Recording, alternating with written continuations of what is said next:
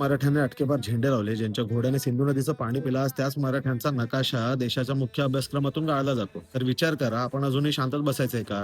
झालं असं आहे की इतिहासाच्या 8वीच्या पुस्तकातून मराठा कालखंडाचा महत्त्वाचा भाग गाळला गेला रॅशनलायझेशनच्या नावाखाली. आणि त्याहून मोठी गोष्ट म्हणजे हे फक्त हिंदी आणि उर्दू माध्यमातून गाळला गेलेला. तर एका देशामध्ये 2 वेगवेगळे इतिहास कसे जगतात हा माझा प्रश्न आहे. ज्या मराठ्याने दिल्ली राखली, ज्याने मुघलांच्या सत्तेचे वासे फिरवले, जर त्यांचा इतिहास नकाशातून मुलांना दिसणार नसेल, तर हा षडयंत्र नाही तर दुसरं काय आहे? अटकेपासून कटकेपर्यंत ज्यांचा दरारा होता, त्यांना आता फक्त चांद्या ते बांद्यामध्ये बांधून ठेवायचंय का? मराठ्यांचा इतिहास तुम्ही आटोपता घेताय, हे तुम्हाला तरी पटतंय का?